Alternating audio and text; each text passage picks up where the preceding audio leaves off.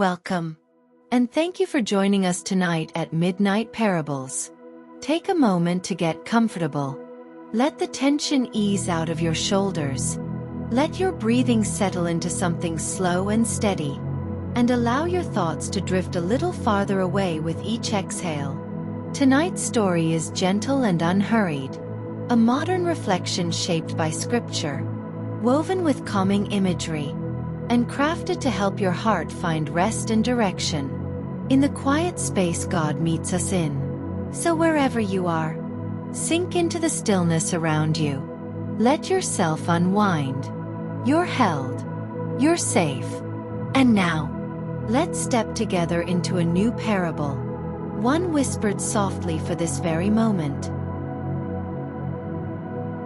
The One Who Came Looking. A modern parable about being found. A bedtime story inspired by the parable of the lost sheep. Suppose one of you has 100 sheep and loses one of them. Doesn't he leave the 99 in the open country and go after the lost sheep until he finds it? Luke 15 verse 4. Tonight, I want to tell you a story. A story about being lost and being found. About drifting away and being pursued. About feeling invisible and discovering you were seen all along. This is a story as old as time, but it happens every day. In quiet apartments, busy offices, crowded streets, and lonely hearts. It's a story about someone who forgot they mattered. And about the one person who refused to forget them. So settle in. Take a deep breath. Let the weight of the day fall away. Part 1. The Quiet Unraveling. This story starts with someone who forgot they mattered. His name was Stephen. And if you had passed him on the street 3 months ago, you would have thought everything was fine. He wore the right clothes. He nodded at the right moments. He showed up on time, answered his emails, liked the photos his friends posted, and kept his apartment just clean enough that no one would worry. From the outside, Stephen looked present. But inside, he had begun to disappear. It started so small that he didn't even notice it happening. One evening, after a long day at work, Stephen sat at his kitchen table with his phone in his hand. The group chat was buzzing. His friends making plans for the weekend. Someone suggested watching the game. Someone else wanted to check out a new brewery. The messages piled up, one after another, full of energy and enthusiasm. Stephen typed out a response. I'm in. What time? Then he paused. His thumb hovered over the send button. And for reasons he couldn't quite name, he deleted it. He set the phone down and stared out the window instead, watching the city lights flicker on as the evening deepened into night. He told himself he was just tired, that he'd reply later. But later never came. The next morning, Stephen woke up to 15 new messages. His friends had picked a place, chosen a time, and were asking if he'd seen the thread. He felt a strange weight settle in his chest. It wasn't that he didn't want to go. It was that the thought of going, of showing up and being on, of keeping up the banter and pretending he felt connected, felt exhausting in a way he didn't know how to explain. So he wrote back, "Can't make it. Got some stuff to take care of. Next time for sure." It was a small lie. A harmless one.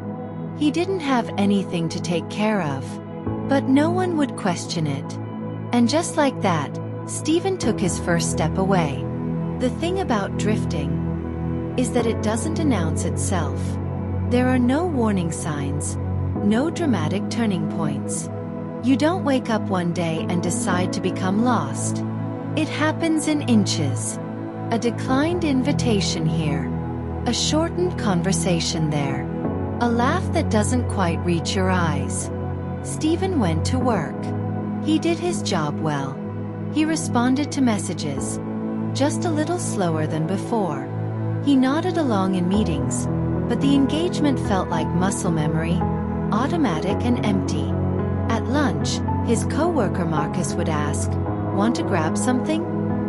And Stephen would say, "I'm good," brought leftovers, even when he hadn't. He'd stay at his desk instead, scrolling through his phone, not really reading anything, just filling the space. One evening, Stephen's friend Josh called. Not texted. Called. Stephen stared at the screen as it rang, Josh's name glowing brightly against the dark background of his phone. He could picture Josh on the other end, loud, joking, probably between sets at the gym or walking his dog, wanting to catch up, wanting to rag on him about something, wanting to know what was going on. And that's exactly why Stephen didn't answer. Because if he answered, Josh would ask. And if Josh asked, Stephen would have to brush it off with a joke. Or worse, he'd have to admit something was off. And the truth was, Stephen didn't know what was wrong. He just knew he felt far away from everything. Like he was standing behind glass, watching his own life happen to someone else. The phone stopped ringing. A minute later, a text appeared. "Yo, just checking in. Haven't heard from you in a minute. Hit me back." Stephen set the phone face down on the table. "I'll call him tomorrow," he thought. But tomorrow became next week. And next week became a message that said, "Been slammed with work stuff. I'll hit you up soon." Another inch. Another step away. There were 99 people in Stephen's life. Not literally, of course. But that's how it felt sometimes. His office had a team of 40. His apartment building was full of neighbors. His phone held hundreds of contacts. The coffee shop he passed every morning was buzzing with people. The basketball court he used to play at, the poker night he used to join, the softball league he used to help organize, all of them hummed along without him. 99 people, moving forward, laughing, connecting, being. And then there was Stephen.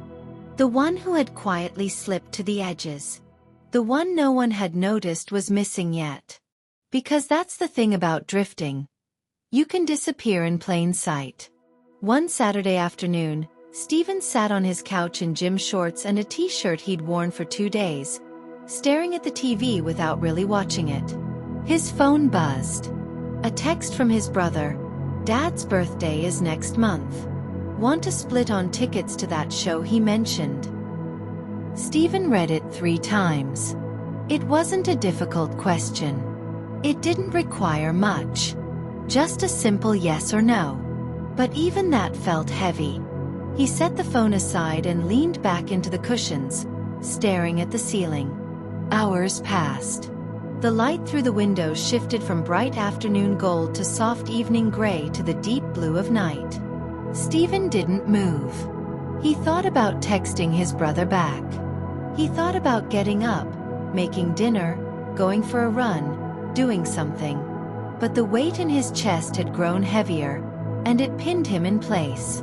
When he finally picked up his phone again, it was almost midnight. He typed, "Yeah, sounds good." Short. Simple. Just enough to seem normal. His brother responded with a thumbs-up emoji. No one knew. No one saw. Stephen had become very good at blending in while fading away. He showed up to the places he had to be, but left the places he wanted to be. He answered the questions that were easy, but avoided the ones that mattered. He kept his face neutral when people looked, but his eyes had gone quiet. And deep down, beneath all the excuses and the carefully worded messages, beneath the "I'm goods" and the "just busy with works," Stephen was afraid. Afraid that if he said out loud how lost he felt, people would think he was weak. Afraid that if he asked for help, he'd be a burden.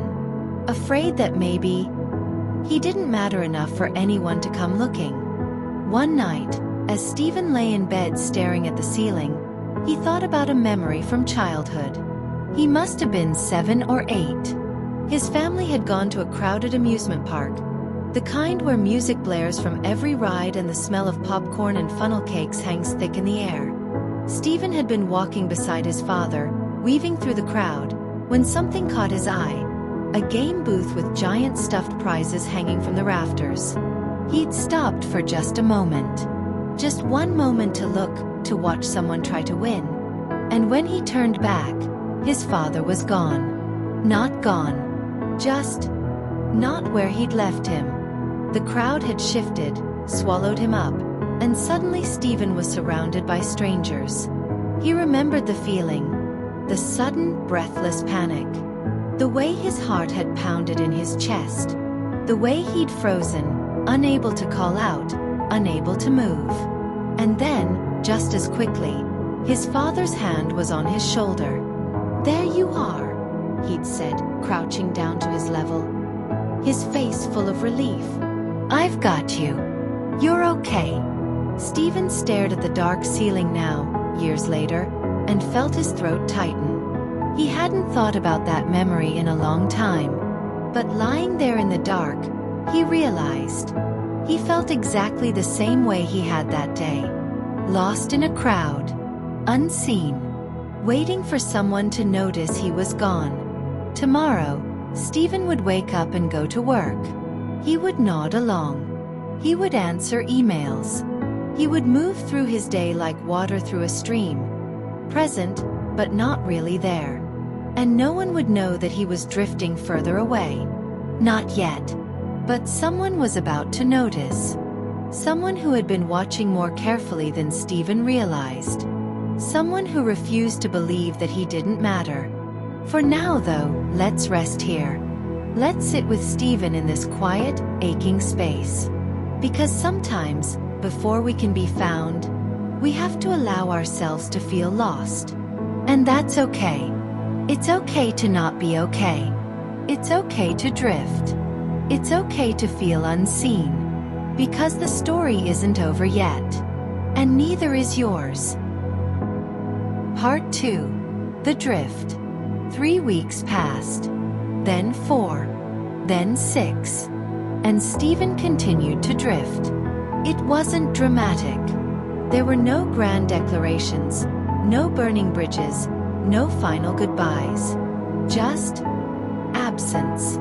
The kind that creeps in so slowly that by the time anyone notices, you're already far from shore. At work, Stephen had become a master of invisibility. He arrived early, before most people got there, so he could slip into his desk without small talk. He ate lunch at his computer, headphones on, a clear signal that he didn't want to be disturbed. He left right at 5, not a minute later, mumbling something about traffic or errands if anyone happened to look up as he passed. His work was still good. That was the thing. He met his deadlines. He responded to emails within the acceptable window. He showed up to meetings with his camera on and his microphone muted unless directly asked a question. No one could say he wasn't doing his job. But Marcus noticed something. Marcus, who sat 3 desks over and had worked with Stephen for almost 2 years, had started to notice the pattern. The way Stephen's desk stayed eerily clean. No coffee cups left behind, no personal items, nothing that suggested a human being spent 8 hours a day there. The way he'd stopped contributing ideas in brainstorming sessions, just nodding along and saying, "That sounds good," to whatever was suggested. The way his calendar showed busy during lunch every single day. One afternoon, Marcus walked past Stephen's desk on the way to the break room. "Hey man, you want anything? I'm grabbing coffee." Stephen looked up, and for just a second, Marcus saw something flicker across his face. Surprise, maybe. Or confusion, as if he'd forgotten other people could see him. "No, I'm good. Thanks though." "You sure? They've got those vanilla cold brews you used to love." "I'm good," Stephen said again, his voice a little firmer, his eyes already returning to his screen. Marcus nodded slowly. "All right. Let me know if you change your mind." But Stephen didn't change his mind. He never did anymore. The group chat had gone quiet too. Not completely. Stephen still got the notifications, the plans being made, the jokes being shared, The random meme sent at 11 p.m. But his name had stopped appearing in the thread. At first his friends had tried. "Steven, you in? Yo Steven. We're doing trivia Thursday. You should come." "Steven? You alive, bro?" But after enough non-responses, enough last-minute cancellations, enough "maybe next time" messages, they stopped asking. Not out of cruelty, not out of anger, just out of the natural rhythm of life moving forward. When someone keeps saying no, eventually you stop expecting them to say yes. Steven told himself he didn't mind. He told himself he preferred the quiet. But late at night, scrolling through the group chat and seeing plans he wasn't included in anymore, he felt something twist in his chest. A strange ache. The loneliness of getting exactly what you thought you wanted. One evening, Steven's phone rang. His mom. He stared at the screen, her name glowing in the dimness of his apartment. He should answer. He knew he should answer. But the thought of her voice, warm, concerned, asking questions he didn't know how to answer, made him feel exhausted before the conversation even began. The phone rang 4 times. 5, 6, then stopped. A voicemail notification appeared. Steven set the phone down and didn't listen to it. 2 days later, she called again. This time, he silenced it without even looking. A text came through instead. "Hi honey, just checking in. Haven't heard from you in a while. Call when you can. Love you." Steven read it, felt the familiar weight settle heavier on his chest, and typed back, "Sorry, been swamped. I'm fine. I'll call soon." He wouldn't. But she didn't need to know that yet. There's a strange thing that happens when you start to disappear. At first you think no one will notice. And maybe, in some secret part of yourself you hope they will. You hope someone will see through the excuses, push past the walls, refuse to let you fade. But when the calls slow down, when the invitations stop coming, when people start taking you at your word and leaving you alone like you said you wanted, you realize something terrifying. You can disappear. And the world will keep turning. The group chat will keep buzzing. The office will keep running. Sunday dinners will happen without you. And everyone will be fine. Everyone except you. Steven started taking longer routes home from work. He'd get off the train 2 stops early and walk the rest of the way, even when it was cold, even when it started to rain. He told himself it was for the exercise. But really, it was because going home meant sitting in the silence of his apartment, alone with the growing certainty that something was deeply wrong and he had no idea how to fix it. So he walked. Past coffee shops full of people laughing. Past restaurants with couples leaning close over candlelit tables. Past bars where groups of friends spilled out onto the sidewalk, loud and alive. He'd watch them as he passed. These people who seemed to belong to the world in ways he no longer did. And he'd feel the distance grow. Not just between him and them, but between him and the person he used to be. The Steven who used to join those groups. Who used to laugh that loudly. Who used to feel something. Where had that person gone? One Saturday, Steven stood in the produce section of a grocery store, staring at a display of apples. He'd been standing there for 5 minutes. Not because he was trying to choose the best ones, but because he'd forgotten why he'd come to the store in the first place. He couldn't remember what he needed. Couldn't remember if he'd eaten lunch. Couldn't remember the last time food had tasted like anything other than obligation. A woman with a cart brushed past him, apologizing softly. Steven stepped aside, still holding the same apple he'd picked up minutes ago. He looked down at it, put it back, and left the store empty-handed. That night, Steven sat on the edge of his bed in the dark. His phone was on the nightstand, screen down, silent. 14 unread messages. 3 missed calls. A voicemail he hadn't listened to. He thought about picking it up. Thought about calling Josh back. Thought about texting the group chat. Hey, I know I've been MIA. Can we catch up? But his hands stayed in his lap. Because what would he even say? I don't know what's wrong with me. I'm tired all the time but I can't sleep. I feel like I'm watching my life from underwater. I think I'm disappearing and I don't know how to stop it. How do you say that out loud? How do you admit that you're lost when you're supposed to have it all together? So Steven said nothing. He lay back on the bed, fully clothed, and stared at the ceiling until the darkness blurred into something softer. But here's what Steven didn't know. What he couldn't know, because he'd drifted so far from shore. Someone had noticed. Not just noticed, but seen. Seen the pattern of his absence. Seen the weight in his eyes on the rare occasions he made eye contact. Seen the way his shoulders had started to curve inward, like he was trying to take up less space in the world. Someone had been counting. 99 people moving through life, present and accounted for. And one missing. One who mattered just as much as all the others combined. And that someone had made a decision. A quiet, resolute decision that would change everything. They were going looking. Steven didn't know it yet.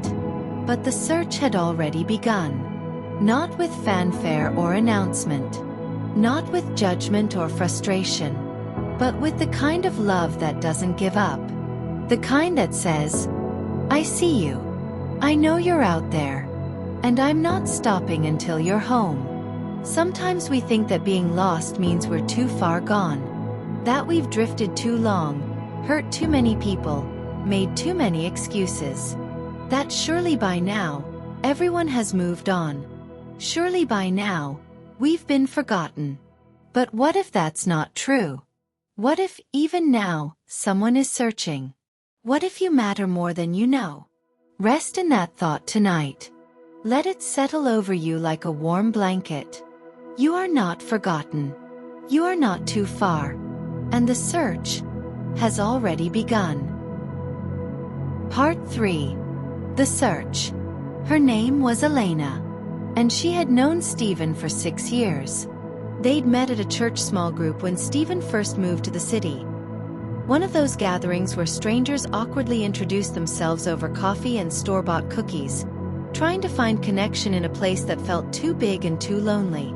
Steven had been nervous that first night. Elena remembered. He'd sat near the back, arms crossed, looking like he might bolt at any moment. But when it was his turn to share, he'd said something honest. Something real. He talked about how hard it was to start over. How isolating the city felt. How he wanted to find people who actually cared.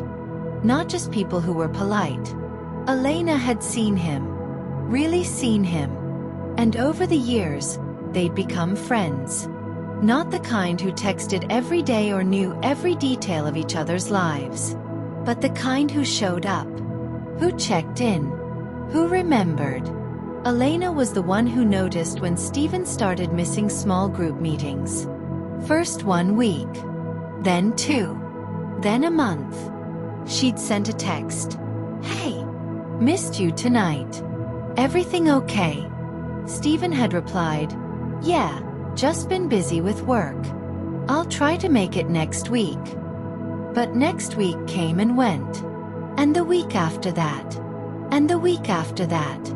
At first, Elena gave him space. She knew how life could get overwhelming. How sometimes you needed to step back to catch your breath. But then she started noticing other things. She'd see Steven's name in the group chat, the one with all their friends, but never any messages from him. She'd check social media and see that he hadn't posted in weeks. Months, actually. She'd asked Josh about him one Sunday after church. Steven? I don't know, man. I tried calling him a few times but he never picks up. Figured he's just doing his own thing. She'd asked Marcus when she ran into him at the coffee shop near their office building. Yeah, he's been quiet lately. I try to talk to him, but it's like talking to a wall. I don't want to push, you know? And slowly, piece by piece, Elena began to see the shape of Stephen's absence. Not the absence of someone who had moved on, but the absence of someone who had gotten lost. One evening, Elena sat in her living room with her laptop open, staring at Stephen's name in her contacts. She could call him, should call him, but something told her that a phone call wouldn't be enough. That Stephen had gotten very good at deflecting over the phone, at keeping people at arm's length with the right words and the right tone. So she did something else. She started praying. Not the quick, surface-level kind of prayer, but the deep, persistent kind. The kind that says, I won't let this go. She prayed for wisdom, for the right timing, for the courage to push past the walls Stephen had built. And she prayed for Stephen himself, that wherever he was, whatever darkness he was walking through, he would know he wasn't alone. 2 days later, Elena made a decision. She texted Stephen, Hey, I'm bringing dinner by your place tonight around 7. Hope that's okay. She didn't wait for a response. She didn't ask if it was a good time. She just decided. Because sometimes love doesn't wait for permission. Stephen saw the text at 4:30 p.m. His first instinct was to say no, to make an excuse, to tell her he wasn't home, that he had plans, that he appreciated it, but really, he was fine. But something stopped him. Maybe it was exhaustion. Maybe it was the quiet, persistent ache of loneliness that had grown too heavy to carry alone. Or maybe, deep down, some part of him wanted to be found. He didn't reply to the text. But he didn't say no. And at 6:45 p.m., he found himself straightening up his apartment, shoving dirty dishes into the dishwasher, tossing clothes into the hamper, opening a window to let fresh air push out the staleness. He caught a glimpse of himself in the bathroom mirror and paused. When was the last time he'd really looked at his own reflection? The person staring back looked tired, hollow, like a photograph that had been left in the sun too long. All the color faded out. Who are you? He thought. But he didn't have an answer. At exactly 7 p.m., there was a knock at the door. Stephen opened it to find Elena standing there with 2 bags of takeout, and a smile that was somehow both gentle and determined. Hi, she said simply.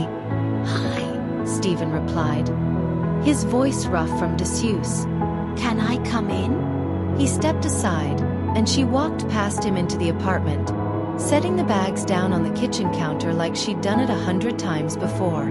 I brought Thai food. I remembered you used to like that place on 7th Street. I got you the pad Thai stew, extra vegetables. Hope that's still your thing. Stephen stood in the middle of his living room, hands in his pockets, unsure of what to do with himself. You didn't have to do this. Elena turned to face him, and her smile softened. I know. They stood there for a moment, the silence stretching between them. And then Elena said very quietly, I've missed you. Something in Stephen's chest cracked. Just a little. Just enough to let something through. They sat on the couch with the food spread out on the coffee table, and at first, the conversation was light. Elena talked about work, about the small group, about a funny thing that happened at church last Sunday. Stephen listened, nodding, offering small comments when appropriate. He was still keeping his distance, still holding himself back. But Elena was patient. She didn't push, didn't demand, didn't ask the big questions yet. She just stayed. And after a while, in the comfortable quiet between bites of food, she said, Can I ask you something? Stephen tensed slightly. Sure. How are you? Really? 4 words. Simple. Direct. Impossible to deflect. Stephen stared down at his plate. He could lie. He was good at lying. He'd been doing it for months. But sitting there, with Elena beside him, with someone who had shown up even when he'd pushed everyone away, the walls started to crumble. "I don't know," he said finally, his voice barely above a whisper. "You don't know how you are?" Stephen shook his head. "I don't know anything. I don't know what's wrong. I don't know when it started. I just feel lost." Elena didn't flinch, didn't look surprised or uncomfortable. She just nodded. "Okay. Okay. Yeah. Okay. You're lost. That's where we start." Stephen looked up at her, confusion and something like hope flickering in his eyes. "You're not going to tell me I'm fine? That I just need to think positively or try harder or—" "No," Elena said firmly. "I'm not going to tell you that. Because you're not fine. And that's okay. You don't have to be fine, Stephen." Her words hung in the air. "You don't have to be fine." Stephen felt his throat tighten, felt tears prick at the corners of his eyes. "I've pushed everyone away," he said, his voice breaking. "I stopped answering calls. I canceled plans. I disappeared. And I don't even know why." "I know," Elena said softly. "So why are you here? Why did you come?" Elena set down her fork and turned to face him fully. "Because you matter, Stephen. You matter to me. You matter to God. And the fact that you're struggling doesn't change that. It doesn't make you a burden. It doesn't make you too much. It just makes you human." Stephen closed his eyes, and a tear slid down his cheek. I thought if I told anyone, they'd think I was weak. Or broken. Or what? Not worth the trouble." Elena reached over and placed her hand on his. "Stephen, look at me." He opened his eyes. "You are always worth the trouble. Do you hear me? Always." They sat there for a long time after that. Elena didn't try to fix everything. She didn't have all the answers. She didn't wave a magic wand and make Stephen's pain disappear. But she stayed. She listened as Stephen talked, really talked, for the first time in months. About the exhaustion, the isolation, the fear, the shame. About feeling like he was drowning in plain sight. And Elena listened without judgment, without trying to minimize or solve, without looking at her phone or checking the time. She just listened. When the conversation finally quieted, when Stephen had said everything he could manage to say, Elena stood up. "I should probably get going. It's late." Stephen nodded, standing as well, feeling lighter somehow. Like a weight had been lifted, even if just slightly. "Thank you," he said. "For coming. For all of this." Elena smiled. "You don't have to thank me. This is what we do. We show up for each other." She moved toward the door, then paused and turned back. "Stephen. Yeah. I need you to know something. You're not doing this alone anymore. Okay. I'm not going to let you disappear. I'm going to keep showing up. I'm going to keep calling. I'm going to be annoyingly persistent if I have to." Stephen let out a small, surprised laugh. The first real laugh he'd managed in weeks. "Why?" Elena's expression softened, and her voice was gentle but certain. "Because that's what love does. It doesn't give up. It doesn't count the cost. It goes after the one who's lost. And it doesn't stop until they're found." After Elena left, Stephen stood in his apartment, the door closed behind her, the silence somehow different than it had been before. Not empty. Not suffocating. Just quiet. He looked around at his space. Still messy, still imperfect, still marked by months of isolation. But something had shifted. Someone had come looking. Someone had refused to let him go. And for the first time in a long time, Stephen felt something he'd almost forgotten. Hope. The search had begun. And the one who was lost was beginning to be found. Not all at once. Not with a single conversation or a single meal. But step by step. Moment by moment. With the kind of love that says, I see you. I'm here. And I'm not leaving. Sometimes, we think we have to have it all figured out before we can come back. That we have to fix ourselves first. Make ourselves worthy of being found. But the truth is simpler and more beautiful than that. We don't have to be fixed to be loved. We don't have to be perfect to be pursued. We just have to be willing to let someone see us, to open the door, to say, I'm lost, and trust that the one who comes searching will never ever give up. Part 4. Coming home. The next morning, Stephen woke up differently. Not suddenly. Not with energy or clarity or any grand revelation. But differently. The heaviness was still there. The exhaustion hadn't magically disappeared. But something else was there too. A small flicker of something that felt almost like possibility. He picked up his phone from the nightstand and saw a text from Elena, sent an hour earlier. Good morning. Just wanted you to know I'm thinking about you. One day at a time. Okay? You've got this. And you've got me. Stephen read it twice. Then, for the first time in months, he replied right away. Thank you. For everything. 3 words. Simple. Small. But they were a beginning. That week, things started to shift. Slowly. Carefully. Like learning to walk again after a long time sitting still. Elena texted him every morning. Nothing heavy. Nothing demanding. Just small reminders that he wasn't alone. Hope your day goes well. Thinking of you. Remember, progress, not perfection. And Stephen started texting back.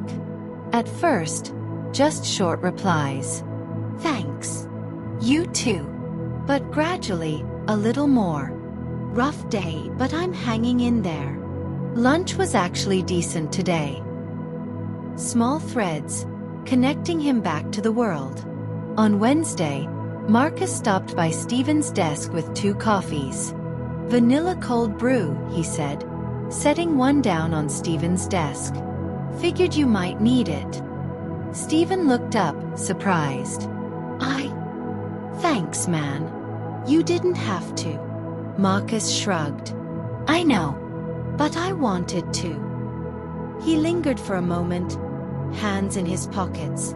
Look, I don't know what you've been going through. And you don't have to tell me if you don't want to. But I just want you to know I see you, man. And if you ever want to grab lunch or just, I don't know, sit in silence together or whatever, I'm around. Stephen felt his throat tighten. I appreciate that. Really? Cool. Well, the offer stands. Marcus nodded and walked away, and Stephen sat there staring at the coffee cup, steam rising from the lid. Someone else had noticed. Someone else had reached out. That Saturday, Elena texted, small group tonight. Would love to see you there. No pressure, but the door's open. Stephen stared at the message for a long time. The thought of walking into that room, of facing people he'd been avoiding for months, of trying to explain where he'd been, made his chest tight with anxiety. But the thought of staying home, alone in his apartment again, felt heavier. At 6:45 p.m., Stephen stood outside the door of the house where small group met, his hand hovering over the doorbell. He could still leave. He could still turn around. But before he could decide, the door opened. Elena stood there, her face breaking into a warm smile. You came. Yeah, I'm here. I'm so glad. She stepped aside, and Stephen walked in. The living room was full of familiar faces. Josh, Sarah, Marcus, a few others he recognized. For a moment, the room went quiet, everyone registering his presence. Stephen braced himself for questions, for awkwardness, for judgment. But instead, Josh stood up and crossed the room, pulling Stephen into a tight hug. "Dude, it's so good to see you." "Good to see you too," Stephen managed, his voice thick. One by one, the others greeted him. Not with interrogation or guilt trips. Just warmth. "We've missed you. Glad you're here." "Hey man. Welcome back." Stephen sat down on the couch, and as the group settled in, someone asked if anyone wanted to share. There was a pause. And then, before he could talk himself out of it, Stephen spoke. I think I need to say something." Everyone turned to look at him, their faces open, attentive. Stephen took a deep breath. "I've been struggling for a while now, and I handled it really badly. I pushed everyone away. I stopped answering calls. I convinced myself that it was better if I just disappeared." His voice cracked, but he kept going. "And I'm sorry. I'm sorry for shutting you all out, for making you worry, for not being honest." Elena, sitting beside him, placed a gentle hand on his shoulder. "Stephen," she said softly, "you don't have to apologize for struggling." "But I do. I should have." "You should have nothing," Josh interrupted, his voice firm but kind. "Man, we're just glad you're here. We're glad you're okay. That's all that matters." Sarah nodded. "We've all been there. Maybe not in the exact same way, but we get it. Life gets hard. We drift. That's why we need each other." Marcus leaned forward. "And for the record, you didn't disappear. We saw you. We were just waiting for the right moment to reach back." Stephen looked around the room at these faces, these people who had every right to be angry or hurt or distant. But all he saw was love. After small group ended, people lingered, not rushing off to the next thing, but staying, talking, laughing. Stephen found himself in a conversation with Josh about nothing important. Just sports and movies and the kind of light, easy banter he'd forgotten he missed. At one point, Josh clapped him on the shoulder and said, "We should grab breakfast next week. Catch up for real." "Yeah," Stephen said, and this time he meant it. "I'd like that." As people started to leave, Elena walked Stephen to the door. "How are you feeling?" she asked. Stephen paused, considering the question honestly. "Tired. A little overwhelmed. But good. I feel good." Elena smiled. "Good. Because this is just the beginning, you know. Recovery isn't a straight line. There will be hard days. Days when you want to pull away again. I know. But you don't have to do it alone anymore. You've got people now. People who will keep showing up." Stephen nodded, feeling the truth of her words settle into his bones. "Why did you do it?" he asked suddenly. "Why did you come looking when everyone else had moved on?" Elena tilted her head, her expression thoughtful. "Do you remember that parable Jesus told? About the shepherd who had 100 sheep, and one went missing?" "Vaguely." "The shepherd left the 99 to go search for the one that was lost. And when he found it, he carried it home on his shoulders, rejoicing." Stephen was quiet, listening. "People always focus on the 99, Elena continued. "They think, why would he leave them for just one?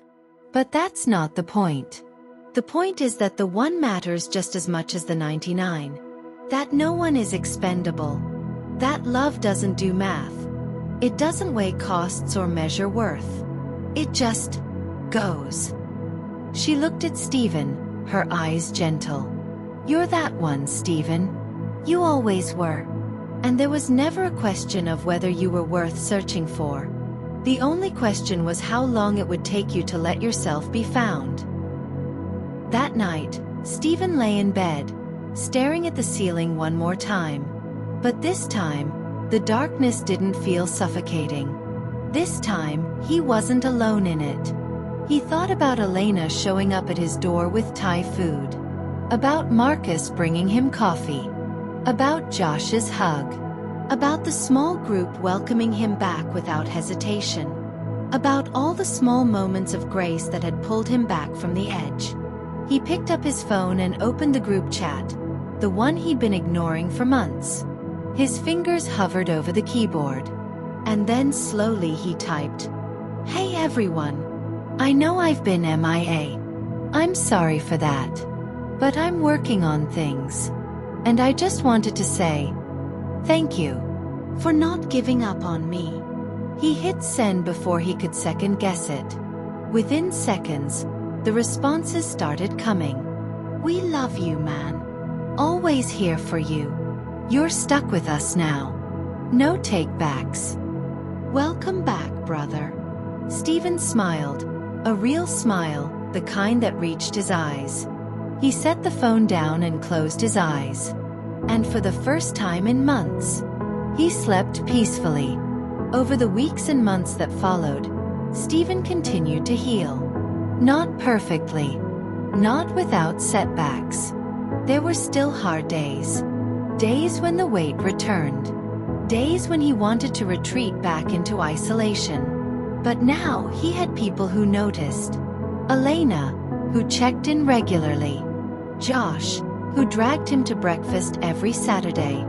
Marcus, who made sure he didn't eat lunch alone. The small group, who celebrated his presence and held space for his struggles. Slowly, Stephen learned something profound. He learned that being lost wasn't a failure. That needing help wasn't weakness. That admitting you're struggling doesn't make you a burden. It makes you human. And he learned that love, real, persistent, unshakable love, doesn't give up. It searches. It pursues. It carries you home when you can't walk on your own. One Sunday morning, several months later, Stephen sat in church next to Elena. The pastor was talking about grace. About how God sees every person. About how no one falls outside the reach of divine love. "You are never too lost to be found," the pastor said. "Never too far to be brought home. Because the heart of God is a searching heart. And it will not rest until every wandering soul is safe in his arms." Stephen felt tears prick at his eyes. He thought about how lost he'd been. How close he'd come to disappearing completely. And how love had refused to let him go. Elena glanced over and saw the tears on his cheeks. She didn't say anything. Just reached over and squeezed his hand. A quiet reminder. "I'm here. You're not alone." Stephen squeezed back. "Thank you," the gesture said. "Thank you for coming after me." And so, dear one, as this story comes to rest, as Stephen's journey reminds us of truths we sometimes forget, let me leave you with this. If you are lost tonight, if you feel unseen, forgotten, or too far gone, if you've drifted so long you don't know how to find your way back, know this: you matter. Not because of what you do or what you achieve or how well you hold it together, but simply because you exist. Because you are loved with a love that doesn't count the cost. A love that leaves everything behind to search for you. A love that will not rest until you are found. And somewhere right now someone is looking. Maybe it's a friend who's noticed your absence. Maybe it's a family member who won't stop calling. Maybe it's God himself, who knows every place you've wandered and every fear you've carried. The search is already underway. The question is not whether you're worth finding. The question is simply, will you let yourself be found? Tonight, as you close your eyes, as you let the weight of this day fall away, Imagine someone searching for you, not with frustration or judgment, but with joy, with determination, with love that says, "There you are. I've been looking for you. And now that I've found you, I'm never letting go." You are that one, the one worth searching for, the one worth celebrating, the one who was lost and is now being found. Rest in that truth tonight. Let it wrap around you like a warm embrace. You are seen, you are valued, you are loved, and you are finally home. Sleep well, dear one. You are safe now. You are found. And tomorrow, when you wake, you will not be alone. Because the one who came searching for you will still be there. Always.